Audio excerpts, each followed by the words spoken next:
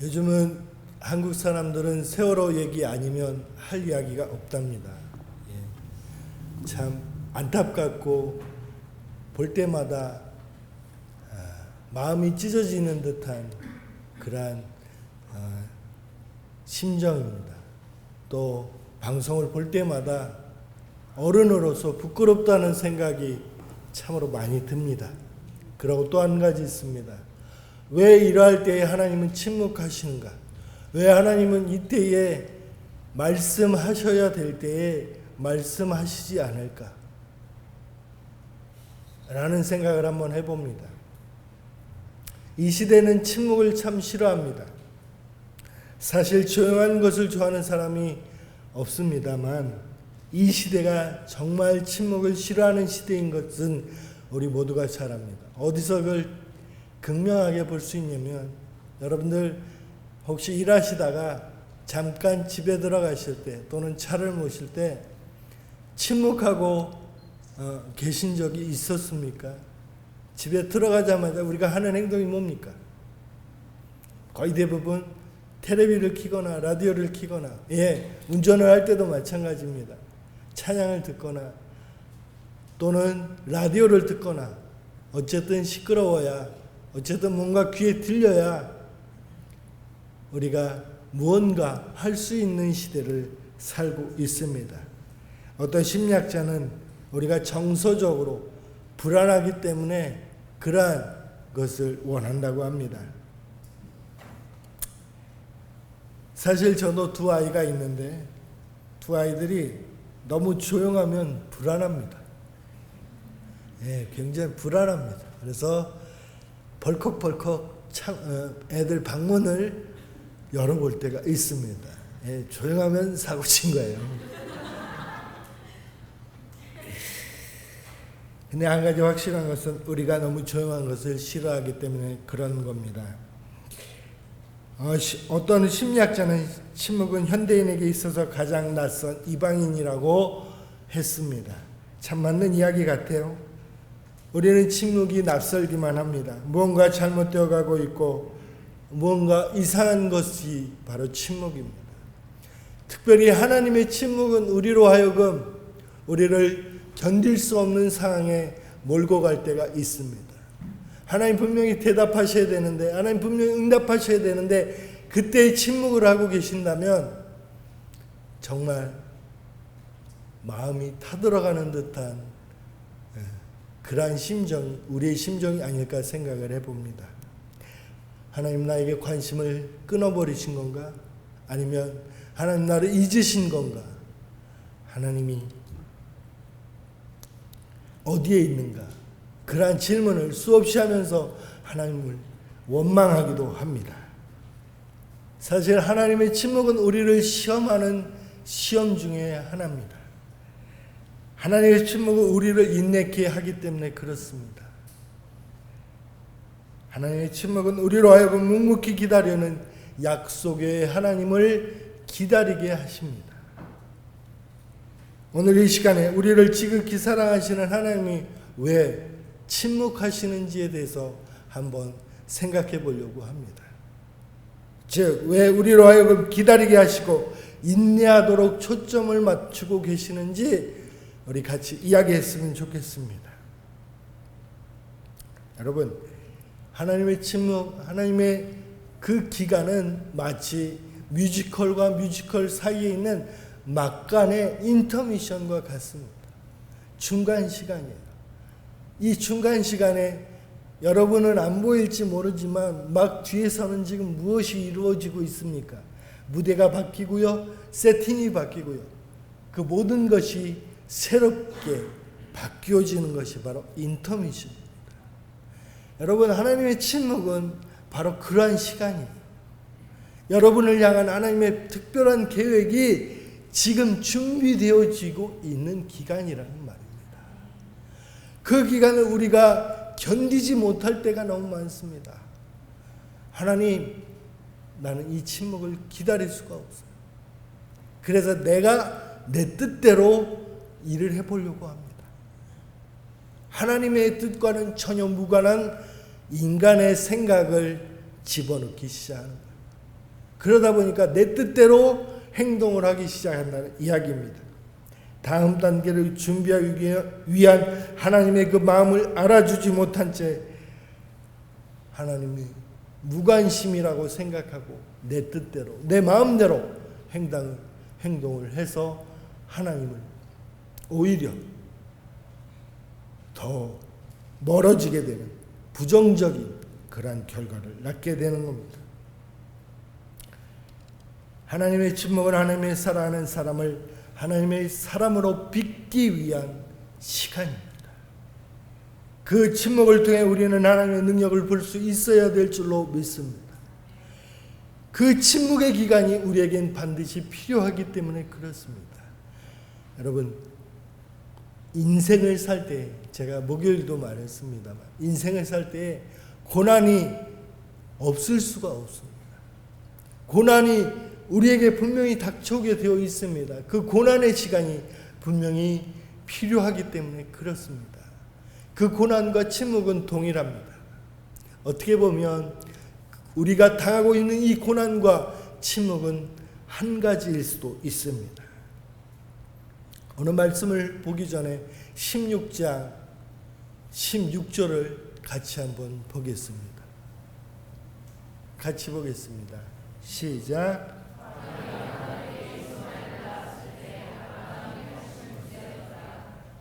자, 17장 1절을 보여주세요. 17장 1절입니다. 시작.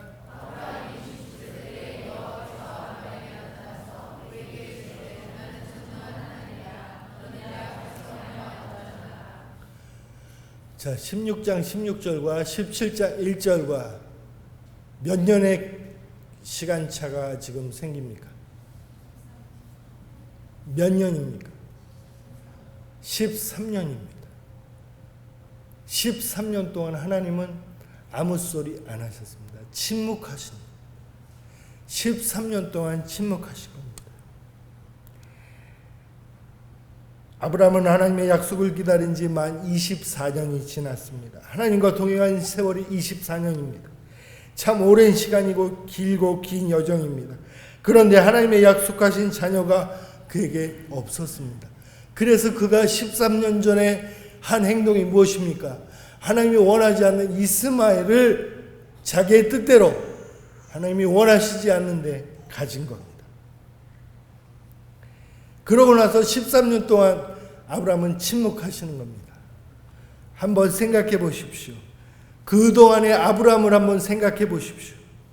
그 침묵을 어떻게 기다리고 있었을까 상상해 보십시오. 그가 하나님을 향해 눈을 들어 기도하지 않았을까요? 그가 하나님을 향해 예배의 자리에 나와서 예배드리지 않았을까요? 13년 동안 그는 수없이 예배의 자리에 있었을 거고 수없이 기도의 자리에 있었을 겁니다. 그런데도 불구하고 하나님은 13년 동안 아무 소리 안 하셨습니다. 하나님의 철저한 침묵이 있었다는 이야기입니다.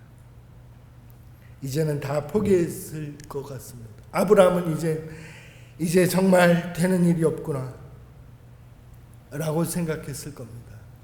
그렇기 때문에 하나님의 침묵은 우리에게 고통을 선사하는 겁니다. 하나님의 침묵은 마치 하나님의 버리심을 우리에게 느끼게 해주기 때문에 더 그렇습니다.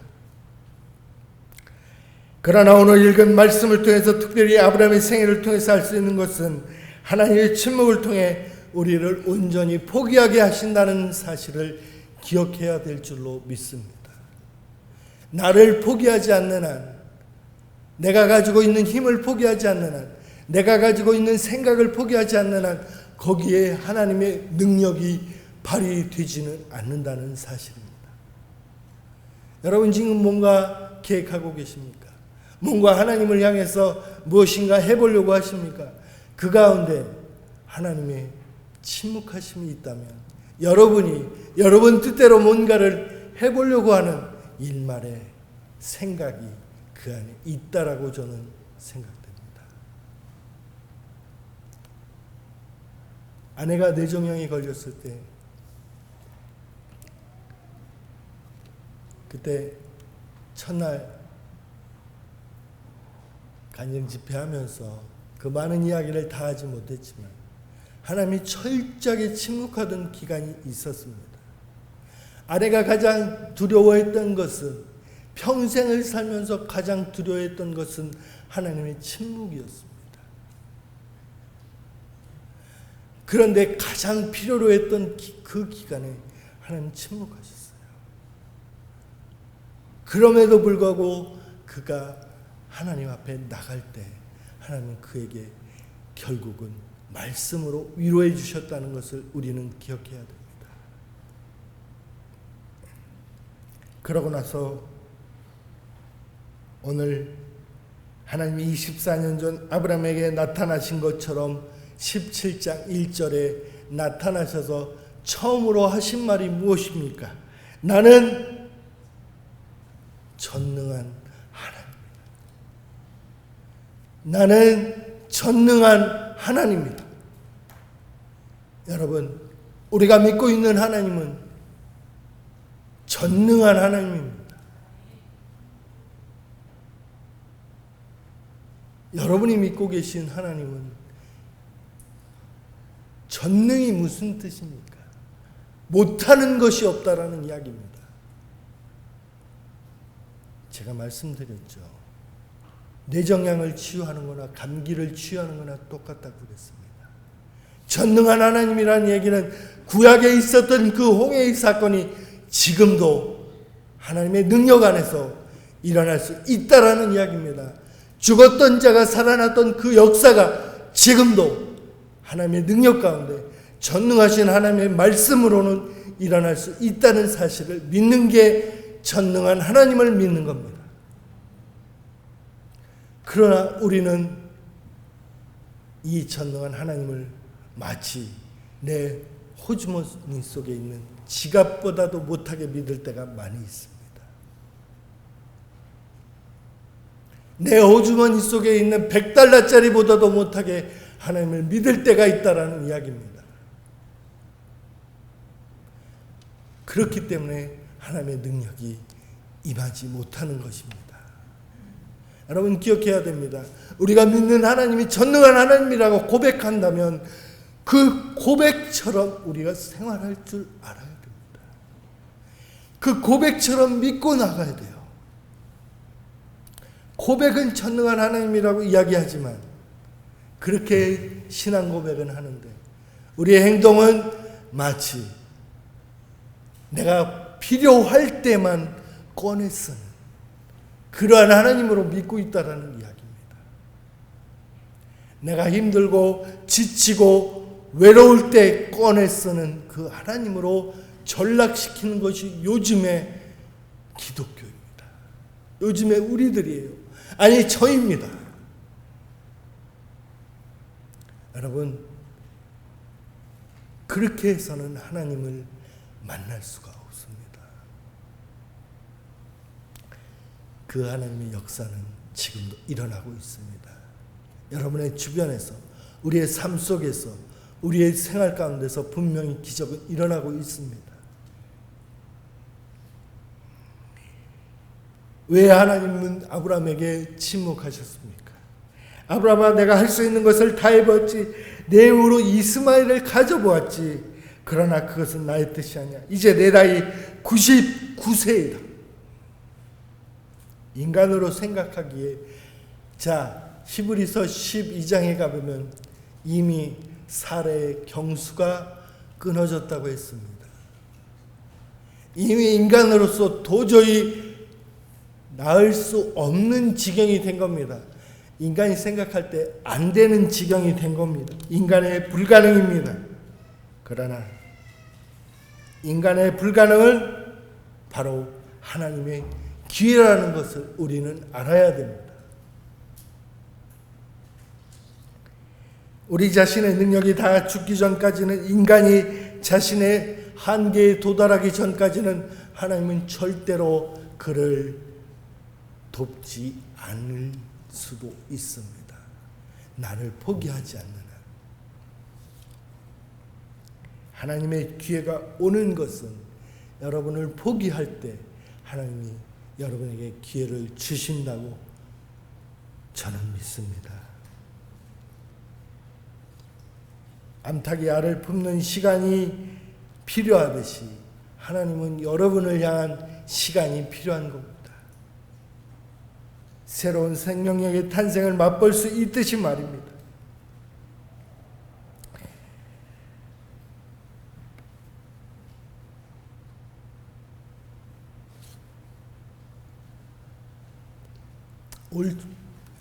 제가 8년 전에 세인루이스에서 잠깐 박사학위 공부를 하기 위해서 안식년으로 들어왔었습니다. 그때에 제가 하루는 이제 갑자기 허리가 이제 아프기 시작하는데, 갑자기는 아니죠. 사실은 그 전날 우리 큰 아이를 제가 아무 준비 동작 없이 그냥 침대 위에서 이렇게 싹 안았어요. 안았는데 그때 당시에 우리 주경이 몸무게가 지금 몸무게하고 뭐 거의 비슷했습니다. 그래서 굉장히 그 아이를 그냥 아무 준비 동작 없이 그냥 바로 들었더니 이제 그날은 괜찮았는데 그 다음 날부터 허리에 이제 무리가 생기기 시작해서 3일이 지났는데 거의 움직일 수가 없는 거예요. 병원비가 아까워서 차일피일 미루다가 결국은 3일째 되는 날 이제 병원을 가보니까, 카이로프랙틱을 가보니까 물리치료로 치료를 할 수 있는 정도의 디스크가 빠져나갔답니다. 그래서 이제 대신에 3주 동안 드러누워 있기만, 그러니까 누워 있기만 해야 된다는 거예요. 누워 있기만 해야 돼요. 제가 3주 동안 아무 일도, 아내가 도와주지 않으면 정말 화장실도 못 가는 지경이 된 겁니다. 그런데 딱 한 가지 할 수 있는 일이 있더라고요. 그게 뭔지 아십니까? 밥 먹는 일이요. 밥 씹는 일이요. 30년 동안 씹었다고 밥은 잘 들어가더라고요. 여러분, 제가 그 일을 지나면서 느낀 거는 이겁니다. 내가 정말 아무것도 아닌 존재구나. 내가 할 수 있는 게 아무것도 없구나. 내가 하나님 안에서 참 잘났다고 지금까지 뻐기고 살았는데, 야, 하나님이 그렇게 손가락 하나 딱 건드리니까, 야, 정말 할 수 있는 게 하나도 없구나. 우리 모두 마찬가지입니다.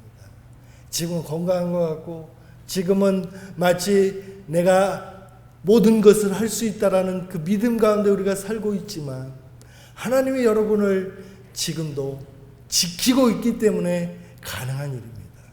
여러분 옆에서 하나님이 여러분의 손을 붙잡고 있기 때문에 지금 여러분은 그렇게 앉아서 예배드리고 있는 겁니다. 우리는 그 하나님의 손길을 느낄 수 있어야 돼요.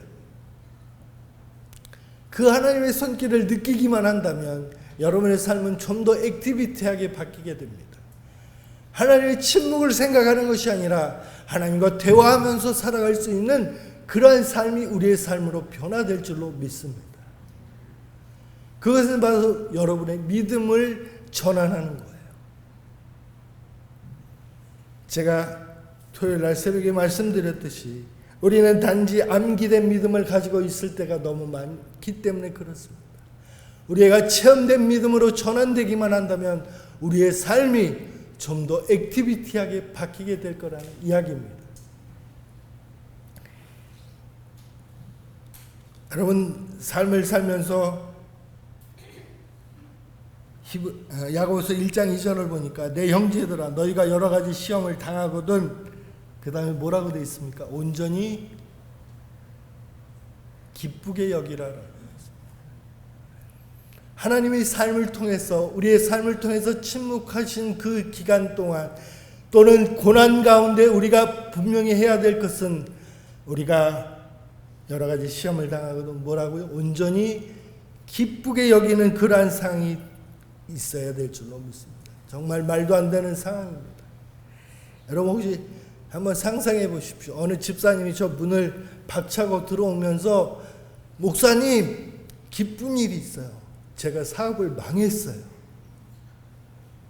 안 웃으시네요. 그렇게 막 뛰어들어오신다면 여러분 어떻게 생각하시겠습니까? 지금 성경 그렇게 하라고 명령하고 있는 겁니다. 너희가 시험을 당할 때에 온전히 기쁘게 여기라. 하나님, 내가 교통사고 당했어요. 하나님 기쁩니다. 하나님 감사합니다. 이렇게 하라는 이야기입니다. 말이 됩니까? 미친 사람 소리 안 들으면 다행이죠. 그런데 그런 믿음의 사람들이 있습니다. 바로 오늘 아브라함 같은 사람, 오늘 히브리서 12장 1절에 믿음의 경주들을 달렸던 그 16사람의 믿음의 사람들이 그러한 사람들이었다는 이야기입니다. 성경을 통틀어 보십시오. 믿음이 있었던 사람들은 모두 행동이 우리가 볼 때는 제정신들이 아닌 사람들입니다.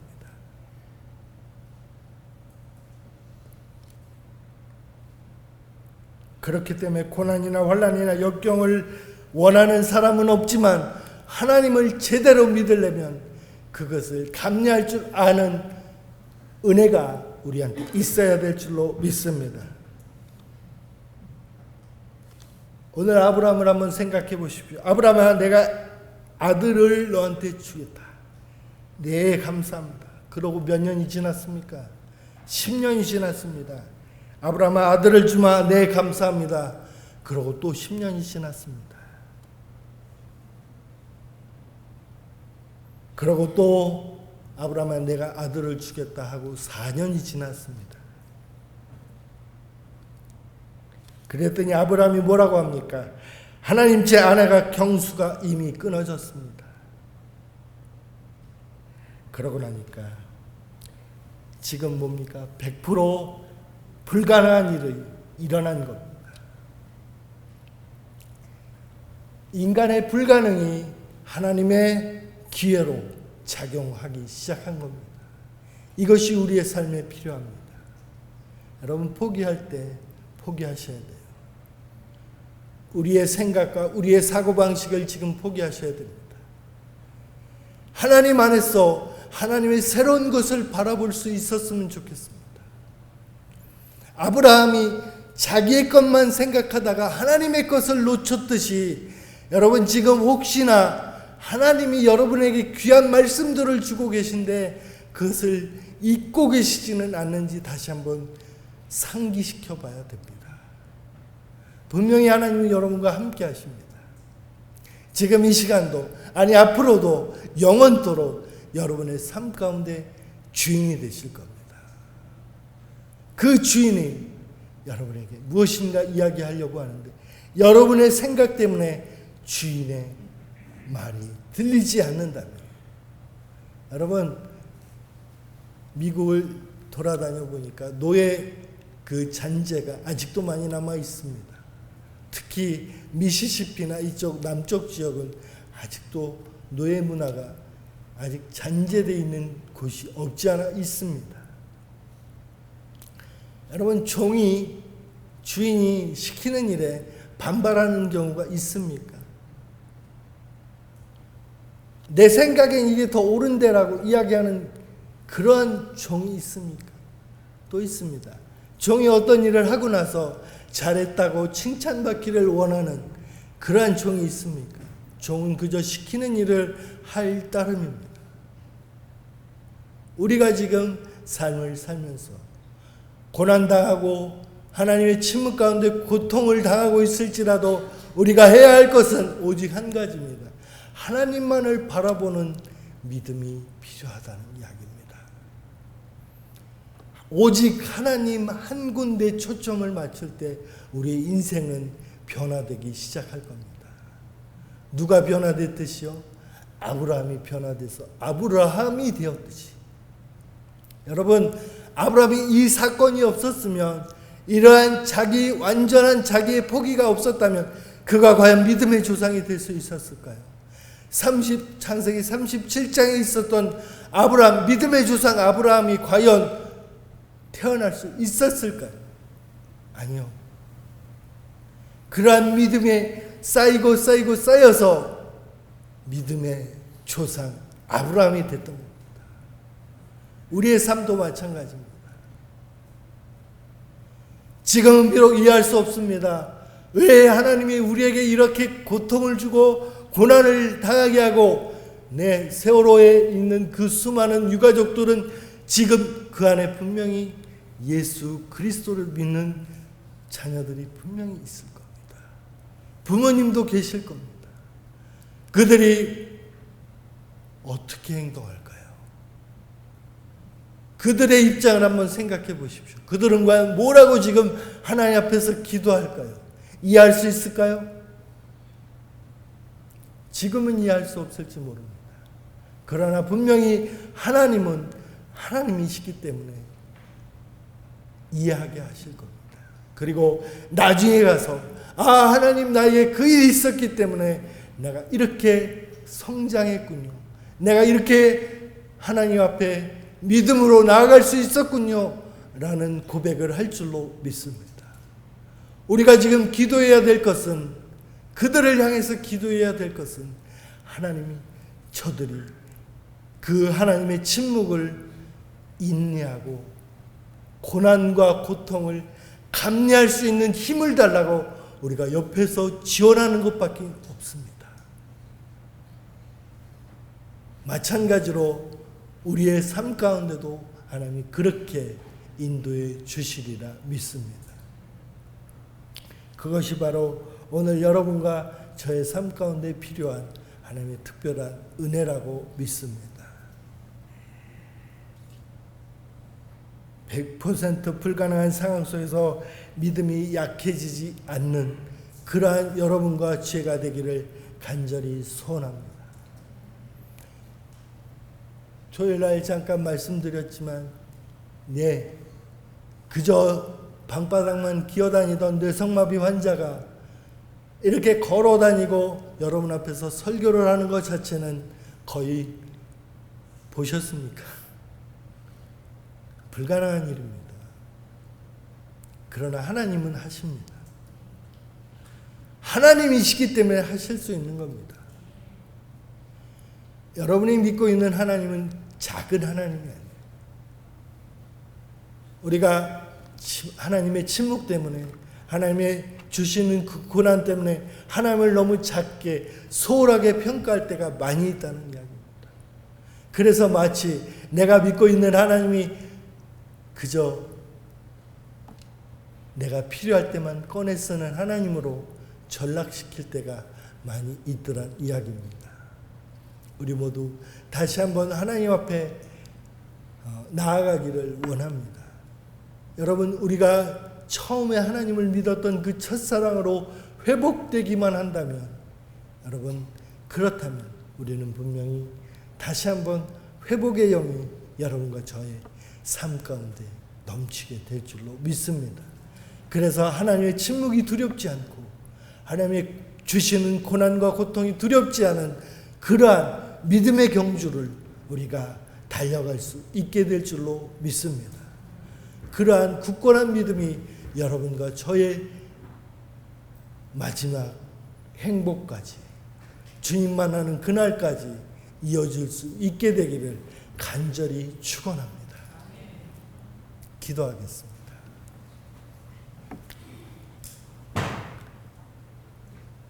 사랑해 주님 감사합니다. 주님이 때때로 침묵하실 때, 우리를 향해서 알 수 없는 고난과 고통을 주실 때 우리는 우리의 믿음이 연약하고 없는 것에 초점을 맞추게 됩니다. 주여, 우리의 믿음 없음을 용서하여 주시고 온전한 믿음으로 주님 나아갈 수 있도록 저를 인도하여 주시기를 원합니다. 그래서 굳건한 믿음 가운데 오직 하나님만을 바라보며 오직 하나님의 일하시는 것을 다시 한번 체험할 수 있는 저의 모든 삶이 되도록 주여 역사하여 주시옵소서. 우리의 삶 가운데 온전히 하나님만 드러날 수 있도록 인도하여 주시고 은혜를 베풀어 주시옵소서. 앞으로 한 주 동안, 앞으로 삶을 통하여 주님 홀로 영광 받아지는 귀한 삶을 살기를 다시 한번 다짐합니다. 주여 축복해 주시고 도와주시고 인도하여 주옵소서. 예수님의 이름으로 간절히 기도하옵나이다. 아멘.